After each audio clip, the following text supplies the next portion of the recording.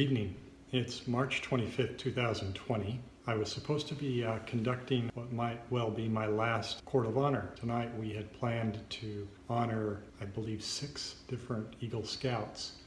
COVID-19 has changed our plans. I was hoping to get together with my good friend John Kokoro, who speak of our fathers to each other. I thought I might have a moment to speak at the conclusion of it, to talk about my scouting experience as a farewell in a certain sense, as a member of the Church of Jesus Christ of Latter-day Saints. My scouting experience doesn't begin with just me. My scouting experience begins with my father.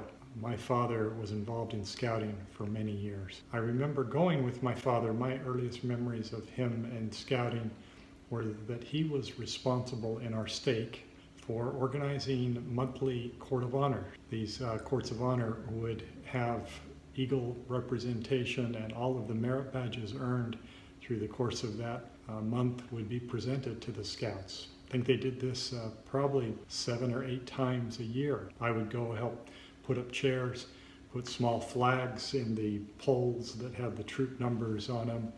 There's some impressive stuffed actual golden eagles that were displayed as part of the Eagle. The radio announcer for a local station did the voicing of the honors for the young men to tell their life story. It was impressive to hear his deep bass voice on a reel-to-reel tape.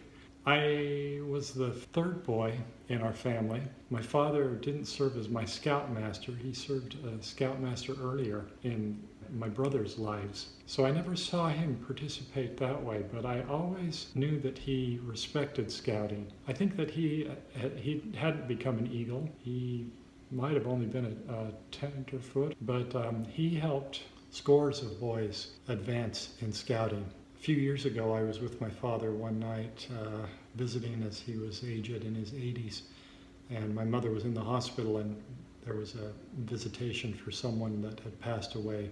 It was in the old congregation that we'd been in. I hadn't been there for decades. As we walked into the visitation room,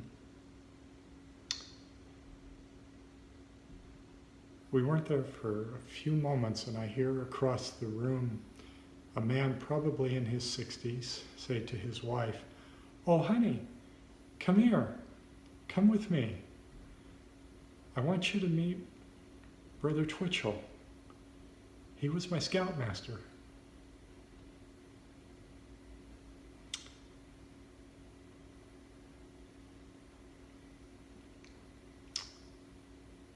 That moment touched me. For this man, who perhaps 50 years earlier had spent time with my father, remembered his name, remembered the feelings he had had with my father, of what my father had taught him.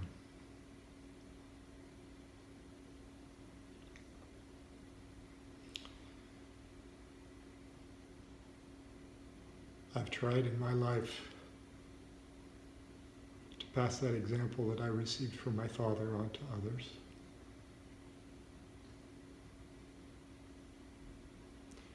And what a blessing scouting has been in my life. Here are the merit badges I earned as getting on my way to Eagle. My Eagle neckerchief for Troop 362, my actual Eagle awards, and my Duty to God award, my On My Honor award. I was Scout of the Month twice. I earned a bronze palm and all of my advancements there. I even have my brother's, because he lives in a small apartment, he's shared it with me. He went to the National Jamboree in 1981, the neckerchief and such for that. All of my brothers were all Eagle. My son has earned his Eagle. All of his uncles, all of his brother-in-laws have earned their Eagle. And what have we learned? Well, we have learned that on my honor, I will do my best. On my honor, I will do my best to do my duty to God and my country. To do my duty to God and my country and obey the Scout law. To help other people at all times. To keep myself physically strong, mentally awake, and morally straight. A Scout is trustworthy, loyal, helpful, friendly, courteous, kind, obedient, cheerful, thrifty, brave, clean, and reverent. My father might not have been my scoutmaster, but I remember my scoutmasters' names. Lenny Barrows was my first scoutmaster. Jim Minster knocked on my door selling spaghetti dinner tickets after I had just moved into the neighborhood. He was the scoutmaster, and when I went to church that first week, I knew him. I was grateful he had done his duty in selling tickets door to door to raise money for scout camp. Dave Dunn was a scoutmaster. They were strong men. They showed me good examples of what it means to be a man. There was laughter, a lot of laughter, because scouting teaches us that it's a game with a purpose. Our activities should be fun. Our work should be fun. Life should have fun in it. One day while I was in London, I went and visited the National Portrait Gallery, observed Lord Baden-Powell's portrait there. He's a man that had great vision. He knew how to teach. He understood boys. Lord Baden-Powell might have started the process, but he was helped along in developing the scouting program by thousands of men and women. And I shouldn't forget to include my mother, who served as my den mother in Cub Scouting. And then there's all of my good friends who were in the scout troop with me. Ryan Eckhart, Brett Cherry, Brian Garrett, Mark Flinton, Greg Folger, Dave Ball. Boy, we had a lot of fun.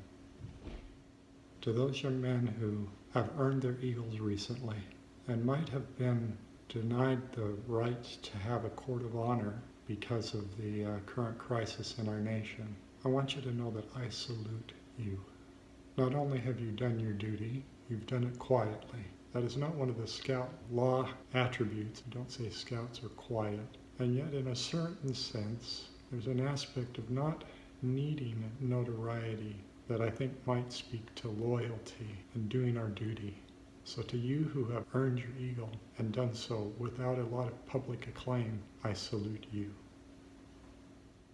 To the scout organizations, to those who man them, to those who are steering that organization through difficult times as well, I cheer you on. I'd like to see my grandchildren Eagle Scouts. I'd like to see them pass on the heritage that I gained from my father, my son has gained from me. Might it live forever in this great country of ours. This morning I was reminded of a conversation with a good friend a few years ago. I was moving from an area that I lived in. This man had taught me a great deal about being a good scouter, had encouraged me to go to Woodbadge, and went, and it was as promised, a life-changing experience.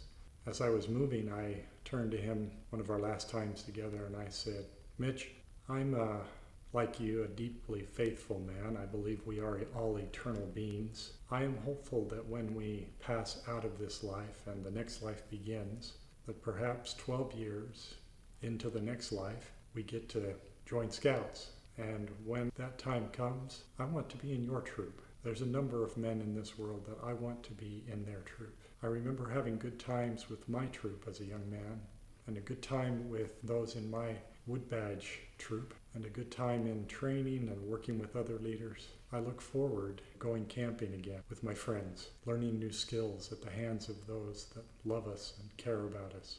In this time of turmoil, the values of scouting are needed in our world deeply. Being able to give service, uprightness, to be kind, being cheerful and uplifting, honesty and helpful. I'm a scout. I am a scout. I'm an Eagle Scout. I'm continuing to be a scout. I'll always be a scout. I'm proud of my scouting and what it has taught me. I'm grateful to those that established the scouting program for me. I'm grateful for my father, for his blessing in my life. I hope to always be a scout.